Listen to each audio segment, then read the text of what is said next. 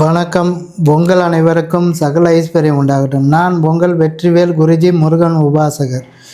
இன்றைக்கி இந்த வீடியோவில் நீங்கள் எதை பற்றி தெரிஞ்சுக்க போகிறீங்கன்னா, எதிரிங்க உங்களை விட்டு விலகி ஓடணும், உங்களை பார்த்தாலே பயந்து ஓடணும். அந்தளவுக்கு நான் ஒரு பரிகாரம் சொல்கிறேன்.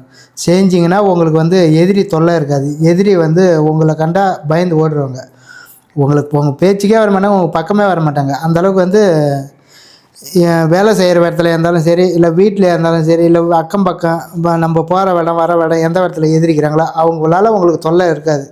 அதுக்கப்புறம் உங்களை கண்டா அவங்க பயந்து போயிடுவாங்க. மறைமுகமான இருக்கிற எதிரியிலேருந்து யாராக இருந்தாலும் உங்கள் பேச்சுக்கு வர மாட்டாங்க. உங்களை பார்த்தாலுமே விலகி போயிடுவாங்க. அந்த அளவுக்கு இந்த பரிகாரம் பயனுள்ளதாக இருக்கும். நான் சொல்கிற மாரி செய்யுங்க. என்ன பண்ணுறீங்க, ஞாயிற்றுக்கிழமை தான் செய்யணும், சாயந்தரம் செய்யணும். அந்த பரிகாரம் நம்மளுக்கு கருப்பு கலர் துணி, ஒரு 3/4 அடிக்கு 3/4 அடி கருப்பு கலர் காட்டன் துணி எடுத்துக்கங்க. காட்டன் துணியாக பார்த்து வச்சுக்கோங்க. வச்சுன்னு என்ன பண்ணுறீங்க, அதை கீழே விரிச்சு போட்டுங்க. இதை வீட்டு உள்ளே செய்யக்கூடாது, வெளியில் தான் செய்யணும். வீட்டுக்கு வெளியில் சாயந்தரம் ஞாயிற்றுக்கிழமை சாயந்தரம் செய்யணும். அப்படியே என்ன பண்ணுறீங்க, அந்த துணியை கீழே வச்சு போட்டு ஒரு 50 கிராம் அளவுக்கு கற்பூரம் ஒன்று வாங்கி வச்சுக்கோங்க.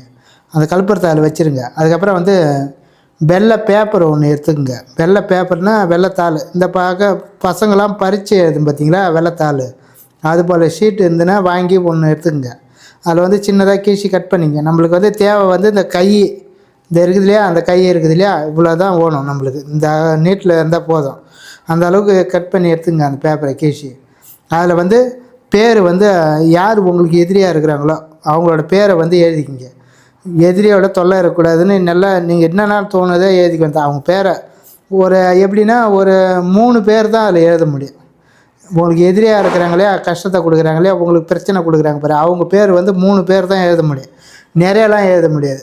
நீங்கள் அதுக்கு தகுந்தமாரி 3 பேரை, யார் பேர் கொஞ்சம் கஷ்டமாக ரொம்ப நம்மளுக்கு டார்ச்சர் பண்ணுறாங்க பாரு, அவங்க பேரை பார்த்து ஃபஸ்ட்டு எழுதிக்கிங்க. எழுதி அதுக்கப்புறம் 3 பேர், அதை மொத்தமாக 3 பேர் எழுதிருங்க. எழுதி என்ன பண்ணுறீங்க, இதை எழுதுறது கருப்பு கலர் பேனா இருந்தால் எழுதலாம், இல்லைன்னா இந்த பென்சில் இருக்குது இல்லையா அதில் எழுதலாம். இந்த வேறு கலர்லாம் எழுதக்கூடாது. சிகப்பு கலர் பேனா அது போல் இதெல்லாம் எழுதக்கூடாது. எழுதுனா கருப்பு கலர் பேனா, இல்லைன்னா இந்த பென்சிலால் எழுதிக்கலாம் அவங்க பேரை. எழுதி என்ன பண்ணுறீங்க, இந்த கற்பூரம் இருக்குது இல்லையா, அந்த கற்பூரத்தை எடுத்து இந்த பேப்பரை பேப்பர் மேலே வச்சு அப்படியே இப்படி உருண்டை மாரி பிடிச்சிங்கன்னா அந்த பேப்பரை அந்த கற்பூரத்தில் ஒட்டிக்கும். அப்படியே அந்த துணியிலே வச்சுருங்க. வச்சுட்டு என்ன பண்ணுறீங்க, ஒரு 9 மிளகு நம்மளுக்கு வேணும். மிளகு சமையலுக்கு பயன்படுத்துகிறேன் இல்லையா, அந்த மிளகு 9 வேணும். அப்புறம் இந்த மிளகா, காஞ்ச மிளகா சொல்கிறேன் இல்லையா, மிளகா, காஞ்ச மிளகா, அந்த மிளகாவில் வேற அதை பிச்சிங்கன்னா வேற அதில் இருக்கும். அந்த மிளகா வேற, அந்த வேறையை என்ன பண்ணுறீங்க, எடுத்து இதில் வச்சுருங்க. இந்த மிளகு கல்பரெலாம் வச்சுக்கிறீங்களா, இதில் போட்டுருங்க. ஒரு 9 வேற வேணும் நம்மளுக்கு. மிளகாவோட வேற 9 மிளகு அந்த வேற வேணும். அப்படியே என்ன பண்ணுறீங்க, வச்சுட்டு அதை அப்படியே சுருட்டி, அந்த துணியை சுருட்டி என்ன பண்ணுறீங்க, ஒரு முடிச்சாக கட்டிடுங்க. ஏதோ ஒரு நூல் போட்டு, மஞ்சள் கலர் நூல் இல்லை கருப்பு கலர் நூல் இருந்தாலும் இப்போ அதில் கட்டினா நல்லது. மஞ்சள் கலர் இருந்தாலும் போட்டு கட்டிக்கலாம். நீங்கள் கருப்பு கலராக எடுத்து கட்டிக்கங்க. அது போல் நூலை பார்த்து கட்டி என்ன பண்ணுறீங்க, வச்சுருங்க. வாசுப்படி உள்ளெல்லாம் செய்யக்கூடாது, வெளியில் தான் செய்யணும். வாசுப்படி வெளியில் செஞ்சு என்ன பண்ணுறீங்க, அப்படியே வச்சுட்டு வேப்ப எண்ணெய் ஒரு 2-3 சொட்டு அளவுக்கு அதில் விடுங்க. அந்த முடிச்சு மேலே விட்டுட்டு என்ன பண்ணுறீங்க, இது வத்திப்பட்டி எடுத்து கொளுத்துனீங்கன்னா எரியும். ஏற்றி விட்ருங்க. ஏற்றி விட்டிங்கன்னா உங்களோட எதிரி யாராக இருந்தாலும் சரி, எப்படியாப்பட்ட எதிரியாக இருந்தாலும் சரி, அவங்க உங்கள் பேச்சுக்கே வர மாட்டாங்க. இது நல்லா எரியணும். எரியும் போது நல்லா வேண்டிக்கணும். யார் பேர் எழுதிக்கிறீங்களோ அந்த சீட்டில் எழுதி உள்ளே வச்சுக்கிறீங்க இல்லையா, அவங்க பேரை சொல்லணும். மனசுக்குள்ளேயே நினச்சிக்கணும், இவங்களால எனக்கு தொல்லை வரக்கூடாது, இதோட அவங்களோட இப்போ இதே நம்ம கிட்ட வரக்கூடாது, கஷ்டங்கள்லாம் போயிடணும், அவங்களோட பிரச்சனைன்றது நம்மளுக்கு எதிரியோட பிரச்சனை வரக்கூடாதுன்னு நல்லா வேண்டிக்கிங்க. வேண்டி என்ன பண்ணுறீங்க, அது எரிஞ்சு முடிஞ்சதுக்கப்புறம் ஏதோ ஒரு அட்டைக்கட்டை எடுத்து அதை அப்படியே அள்ளி கைப்படாமல், கையை அதில் படக்கூடாது, அதை அள்ளி என்ன பண்ணுறீங்க, எட்டை எடுத்துக்கிட்டுங்க. யாருன்னா காலங்களை வச்சு அந்த இது அவங்களுக்கு தோஷம் உண்டாகிடும். அதனால் அதை ஒரு பேப்பர் அட்டையால் வச்சு தள்ளி கால் படாத இடத்துல ஏன்னா அள்ளி போட்டுருங்க. போட்டுட்டு இது போல் ஒரு 3 தடவை செய்யணும். 3 வாரம் செஞ்சிங்கன்னா வச்சுக்க, சாயந்தரம் அந்த எதிரி தொல்லையே இருக்காது உங்களுக்கு. ஒரு ஒரு 5 பேர் ஒரு 6 பேர் ஒரு உங்களுக்கு எதிரி நிறைய பேர் இருப்பாங்க. அதுபோல் இருக்கிற மாரி இருந்தால் தனித்தனியாக செஞ்சுக்கணும்.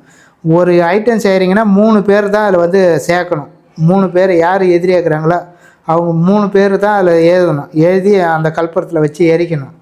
அடுத்தது இன்னும் ஒரு 2 பேர் இருக்கிறாங்கன்னா அதுக்கு தனியாக செஞ்சுக்கணும். இப்போ ஒரு ஐட்டம் செய்கிறீங்கன்னா 3 பேர் பேரை எழுதி தான் அந்த கற்பூரத்தை வச்சு எரிக்கணும்.